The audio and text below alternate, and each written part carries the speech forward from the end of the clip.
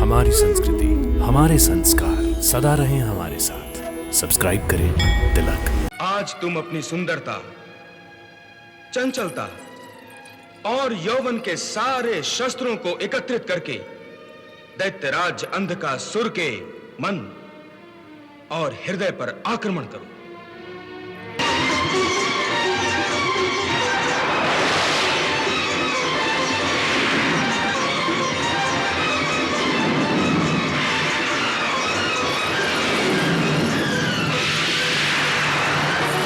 मैं और वायुदेव दोनों मिलकर अंधकासुर की तपस्या को अवश्य भंग कर देंगे।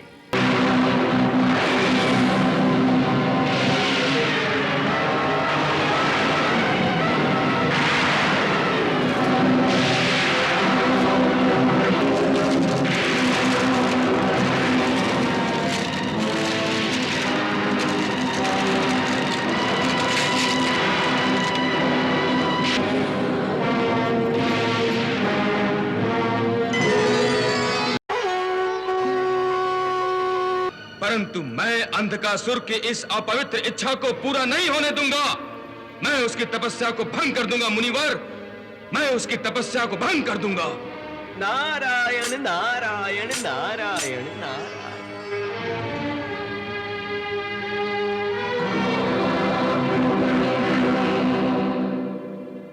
रंभा,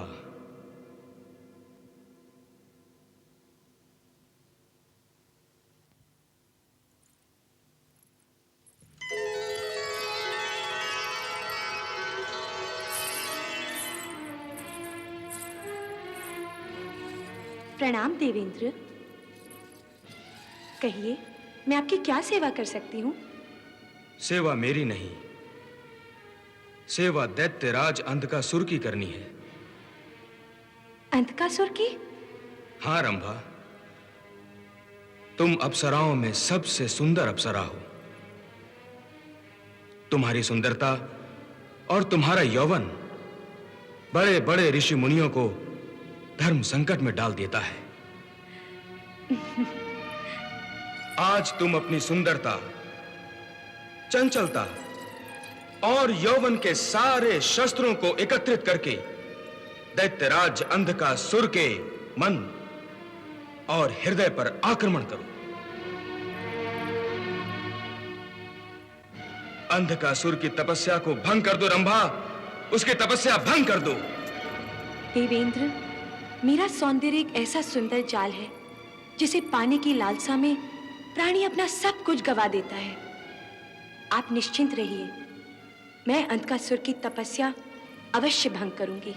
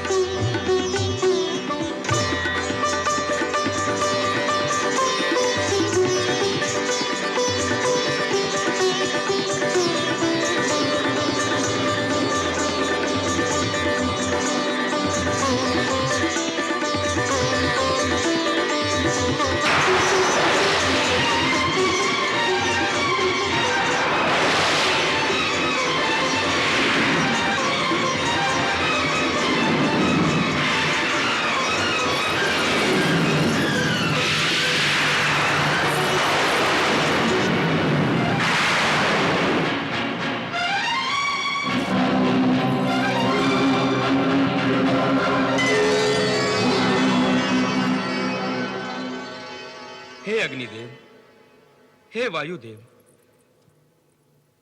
मैं अधर्मी अंधकासुर की तपस्या को भंग करना चाहता हूं।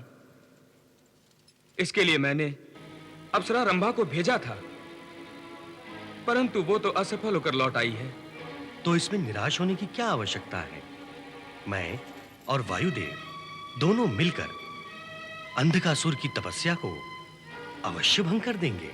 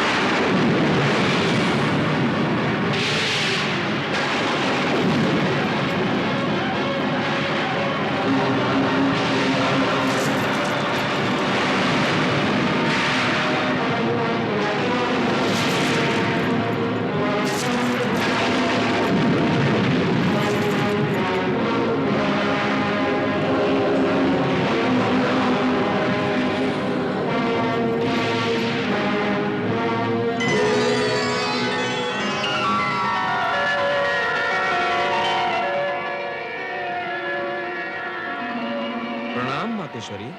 कल्याण हो वत्स। क्या बात है, तुम कुछ परेशान दिखाई दे रहे हो? हाँ माता, अधर्मी अंधकासुर मेरी परेशानी का कारण है। वो भगवान शिव से वरदान प्राप्त करके अपना सामर्थ्य बढ़ाना चाहता है, इसलिए वो शिव जी की तपस्या कर रहा है। तपस्या करना तो अच्छी बात है वत्स। तपस्या से तो आत्मा की शुद्धि और मन का निग्रह होता है। कठोर तपस्या के द्वारा ही आत्मा और परमात्मा का मिलन होता है।